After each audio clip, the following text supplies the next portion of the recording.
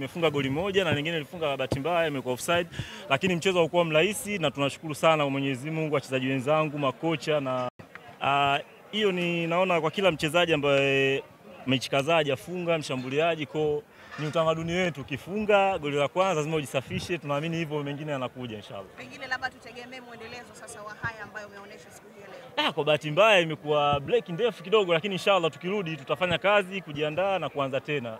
Tutaanzia tulipoishia inshallah. Chilunda, mmekuwa hamna rekodi nzuri kwenye michezo kama miwili hivi, mlikuwa mkipoteza, lakini kwenye mchezo leo tumeona spirit imekuwa kubwa sana kwenu. Kitu gani ambacho kimechangia pengine?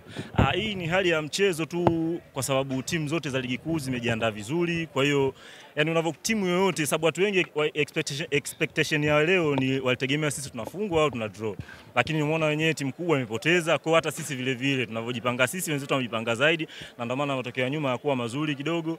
Tumeweza kukaa kwenye line na tumejirekebisha na tumepata pointi 3 kama mnavyoona. Baada ya kutangazwa kuwa mchezaji bora, niliona uwanjani ukishangilia. Hii ina maana gani kwako? Ni furaha kila mchezaji ambapo anapata man of the match, kwa unaamini kwamba kazi iliyofanya imefanikiwa. Asante.